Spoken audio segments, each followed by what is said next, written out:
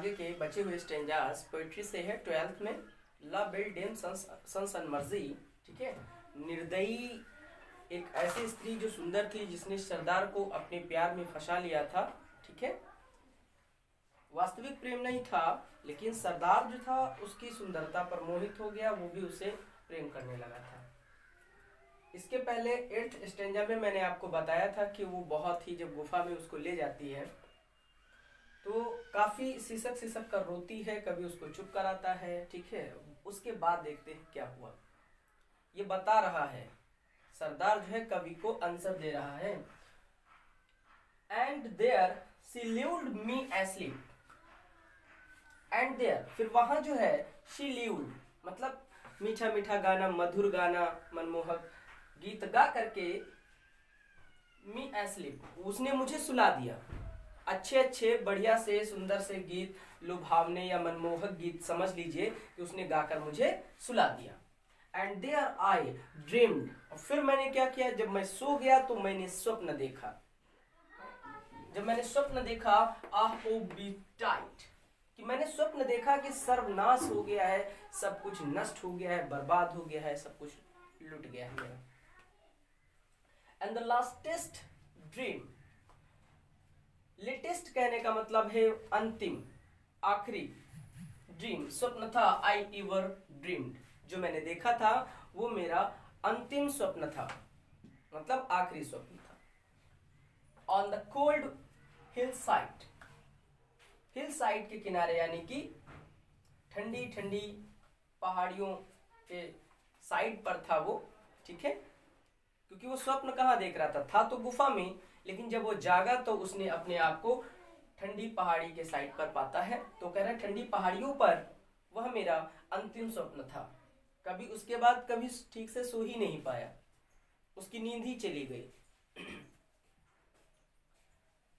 Next 10th है, आई सा पेल Kings and princess ट्यू। यहां पर आप देखेंगे पेल लिखा हुआ है, इसका मतलब होता है पीला। मैंने देखा, क्या देखा कि राजा और रानियों को मैंने देखा, किंग्स एंड प्रिंसेस को देखा, जिनका चेहरा पीला पड़ चुका था, मुरझा चुका था। कहने का मतलब वो बहुत दुखी थे। पेलवेरियर्स यानी कि योद्धा भी देखे, जो बहुत ही डेथ पेल यानी कि बहुत ही दुखी थे, मृत अवस्था में मान के चलिए सभी के सभी थे। सभी योद्धाओं के सर माथे पीले पड़ चुके थे। वो स्वप्न में देख रहा था, उसने स्वप्न में देखी ये सारी चीजें। राजाओं को देखा, रानियों को देखा, प्रिंसेस राजकुमारों को देखा, योद्धाओं को देखा, सभी के सभी मृत अवस्था के समान थे।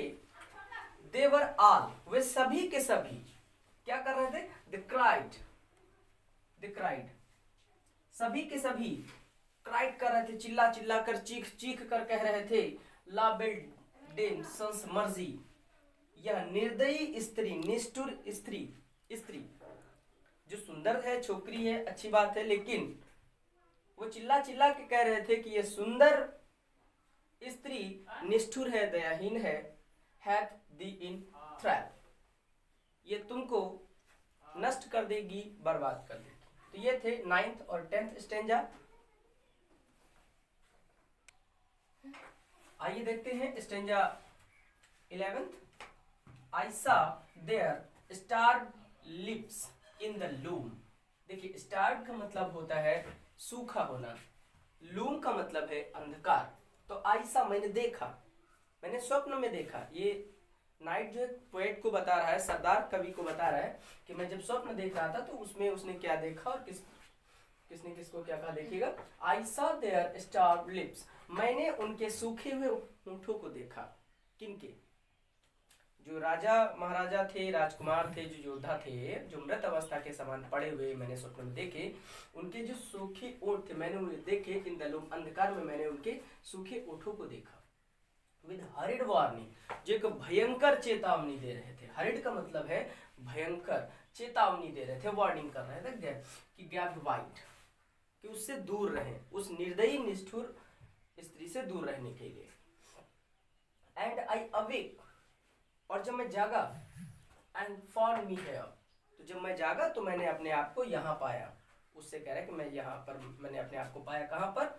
On the cold hill side, ठीक है, ठंडी, अब ये हिल्स साइड का मतलब होता है हिल के साइड यानी कि पर्वतों का किनारा, ठीक है। कोल्ड मतलब ठंडे पर्वतों के किनारे, साइड्स जो होती वहां पर उसने अपने आप को पाया। नेक्स्ट एंड लास्ट स्टेंजा देखेंगे, एंड दिस इज वाई, और यही कारण है, उसको बता रहा है कि यही कारण है कि आई सुजॉर्न हियर, कि मैं यहाँ ठहरा हुआ हूँ। सुजॉर्न का मतलब ठहरा होना, अलोन अकेला, एंड पेनली लॉइटिंग, और इस दुखपूर्ण अवस्था में मैं इधर उधर टहल रहा हूँ। थ्रू द शेड्स, यद्यपि जो झाड़ियां हैं, ठीक है, विदर्ड फ्रॉम द लेक, जो झील के साइड की जो झाड़ियां हैं वो सूख चुकी हैं, एंड नो बर्ड्स सिंग्स, और कोई भी पक्षी गाना नहीं गा रहे हैं। तो दोस्तों ये थे 12 स्टेंजास ला बिल्डन सन्स एंड मर्जी। क्योंकि 3 स्टेंजास में मैंने आपको बताया कि पोएट जो है कवि पूछ रहा था, और 9 स्टेंजास में नाइट ने आंसर दिया है।